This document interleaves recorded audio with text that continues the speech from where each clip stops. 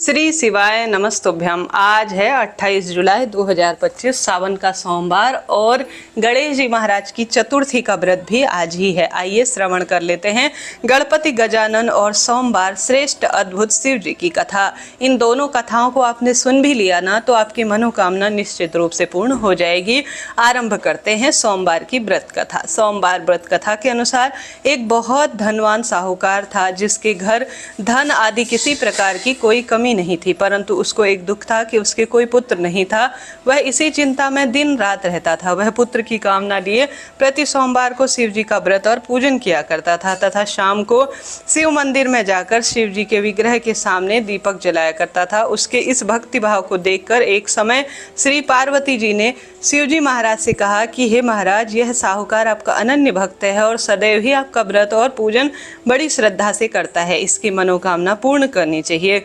शिव जी ने कहा, हे पार्वती, यह संसार कर्म क्षेत्र है। जैसे किसान खेत में बीज बोता है वैसा ही काटता है, उसी तरह इस संसार में जैसा कर्म करते हैं वैसा ही फल भोगते हैं। पार्वती जी ने अनंत आग्रह किया, हे महाराज, यह आपका अनन्य भक्त है और इसको किसी भी प्रकार का दुख है तो उसे आपको दूर करना चाहिए, क्योंकि आप सदैव अपने भक्तों पर दयालु होते हो और उनके दुखों को दूर करते हो। यदि आप ऐसा नहीं करोगे तो मनुष्य आपकी सेवा और व्रत क्यों करेंगे।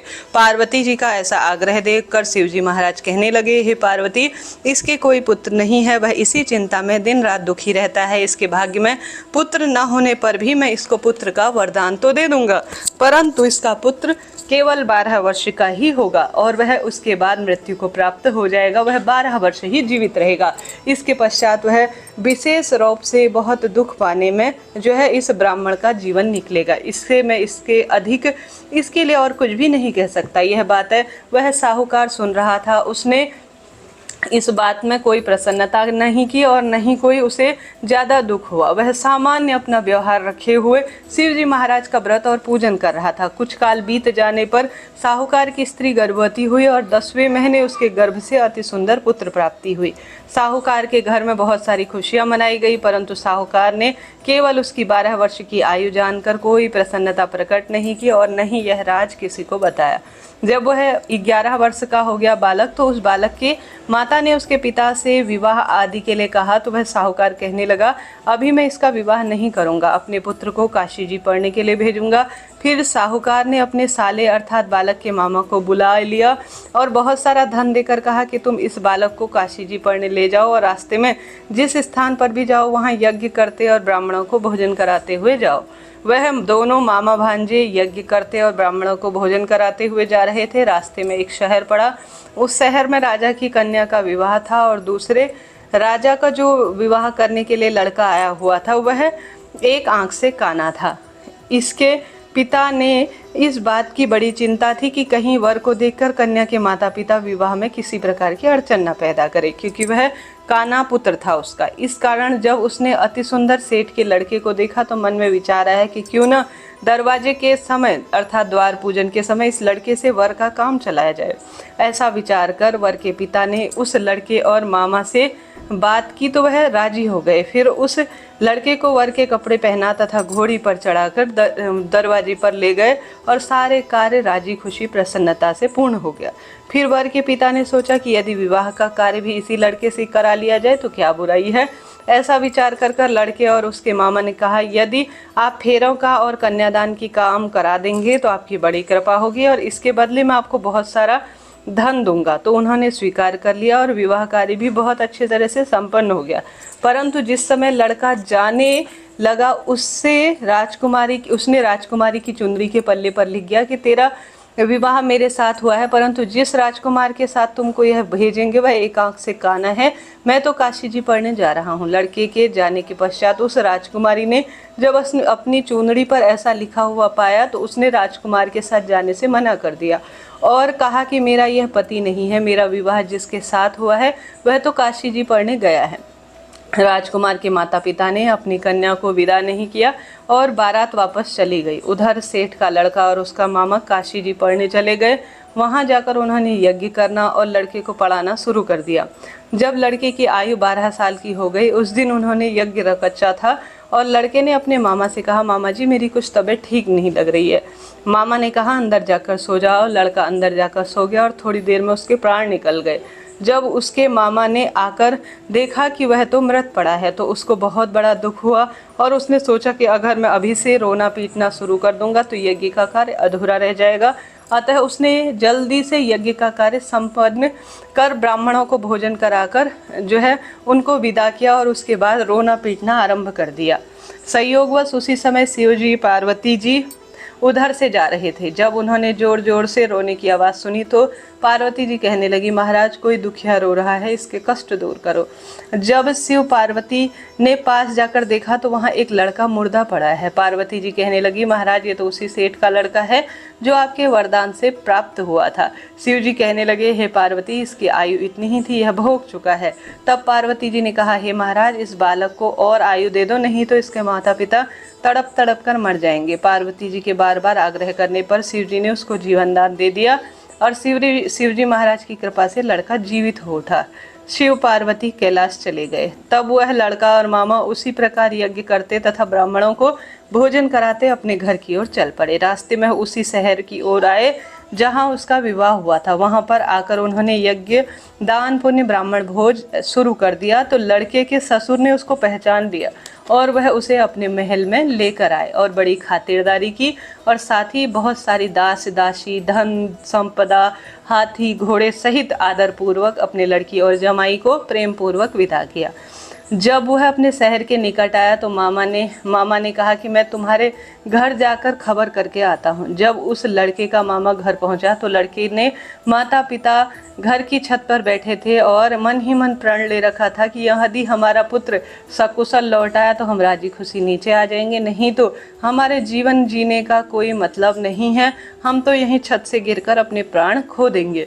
इतने में उस लड़के के मामा ने आकर यह समाचार दिया कि तुम्हारा पुत्र आ गया है तो उनको विश्वास नहीं हुआ। जब उनके मामा ने शपथ पूर्वक अर्थात कसम खाकर कहा कि आपका पुत्र अपनी स्त्री के साथ बहुत सारा धन लेकर आया है तो सेठ का आनंद के साथ खूब जो है धूमधाम से उसका स्वागत किया और बड़ी प्रसन्नता के साथ सब रहने लगे।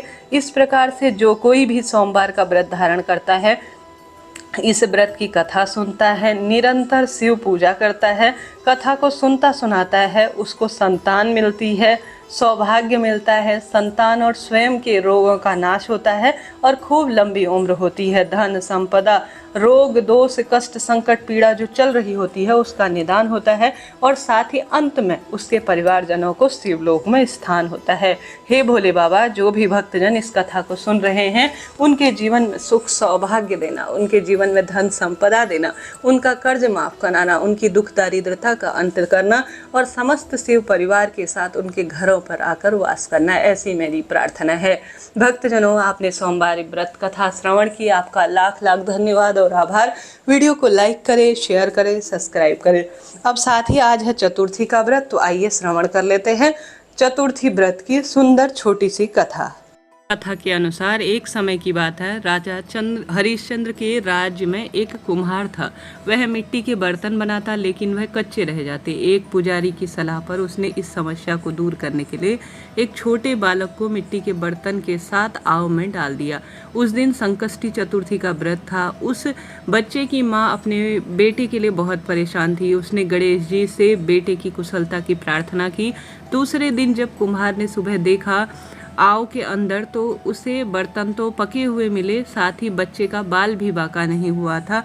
यह देखकर वह डर गया और राजा के दरबार में जाकर सारी घटना बताई। इसके बाद राजा ने उस बच्चे और उसकी माँ को बुलाया तो माँ ने सभी तरह के विघ्न को दूर करने वाले चतुर्थी व्रत का वर्णन किया। इस घटना के बाद से महिलाएं संतान और परिवार के सौभाग्य के लिए चौथ का व्रत करने लगी। हे गणेश जी महाराज, जैसे तुमने उस बच्चे की रक्षा की, उसी तरह से जो भी भक्तजन कथा का श्रवण कर रहे हैं उनके जीवन में सुख सौभाग्य का वरदान देना और सभी के जीवन पर छत्र छाया करना। दूसरी कथा के अनुसार एक समय की बात है, भगवान विष्णु का विवाह माता लक्ष्मी के साथ तय हो गया। विवाह की तैयारी होने लगी। सभी देवताओं को निमंत्रण भेजे गए, परंतु गणेश जी को निमंत्रण नहीं दिया। कारण जो भी रहा हो, अब भगवान विष्णु की बारात जाने का समय आ गया था। सभी देवी देवता अपनी पत्नी के साथ विवाह समारोह पर आए।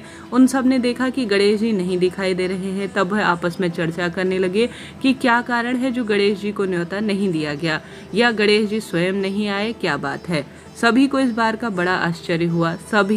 सबने तभी विचारपूर्ण किया कि विष्णु भगवान से ही इसका कारण पूछा जाए। भगवान विष्णु से पूछने पर उन्होंने कहा कि हमने गणेश जी के पिता भोले बाबा को तो न्योता भेज दिया था। यदि गणेश जी अपने पिता के साथ आना चाहते हैं तो आ जाते, अलग से न्योता देने की कोई आवश्यकता और बात नहीं है।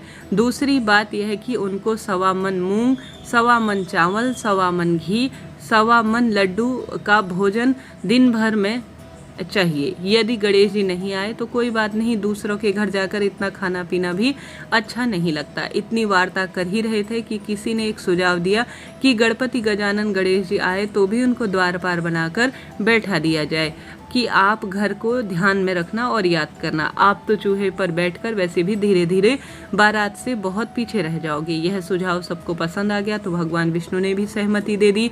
होना क्या था कि इतने में गणेश जी वहां आए और उन्हें समझा बुझाकर घर की रखवाली करने के लिए बैठा दिया। बारात चल पड़ी। तब नारद जी ने देखा कि गणेश जी तो दरवाजे पर ही बैठे थे, तो वह गणेश जी के पास आए और रुकने के कारण पूछे। गणेश जी ने कहा कि भगवान विष्णु ने मेरा बहुत बड़ा अपमान किया है। नारद जी ने कहा कि आप अपनी मूसक सेना को आगे भेज दो तो वह रास्ता खोद देगी, जिससे कि उनके वाहन धरती पर ही धंस जाएंगे। तब आगे आपको सम्मानपूर्ण उनको बुलाना ही पड़ेगा। अब तो गणेश जी ने अपनी मूसक सेना जल्दी से आगे भेज दी और सेना ने जमीन पोली कर दी। जब बारात वहां से निकली तो रथों के पहिए धरती पर धंस गए।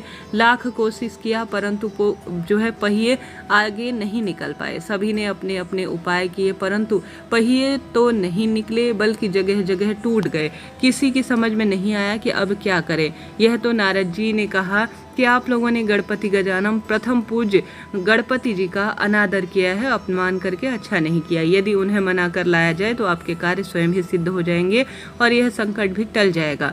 शंकर भगवान ने अपने दूत नंदी को भेजा और वह गणेश जी को लेकर आए। गणेश जी का आदर सम्मान के साथ पूजन किया। तब कहीं रथ के पहिए निकले। अब रथ के पहिए निकल तो गए परंतु वह टूट फूट गए तो उन्हें कौन सुधारे।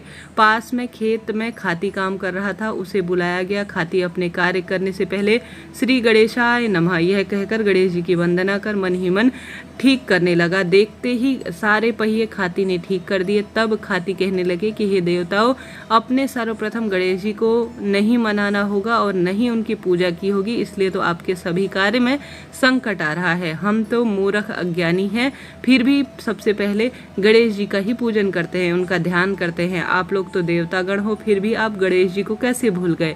अब आप लोग भगवान श्री गणेश जी की जयकारे बोलकर और क्षमा प्रार्थी होकर अगर आप सब कार्य सिद्ध करना चाहते हैं तो यह कार्य जरूर करें। ऐसा करते हुए बारात वहां से भगवान के समक्ष प्रार्थना कर क्षमा याचना कर चल दी और भगवान विष्णु का लक्ष्मी जी के साथ विवाह संपन्न कराने सभी सकुशल लौट आए। हे गणेश जी, हे गणपति महाराज, जैसे आपने विष्णु जी भगवान के काज सार दिए वैसे ही सभी के घरों में रिद्धि सिद्धि का वास करना। बोलो गणेश जी महाराज की जय। भक्तजनों, इस तरह से सोमवार और यह चतुर्थी व्रत की 2 कथाएं मैंने आपको बताई। गणपति गजानन और महादेव की कृपा आपके परिवार पर यूं ही बरसती रहे, ऐसी प्रार्थना है। हर हर महादेव, जय गणपति बप्पा।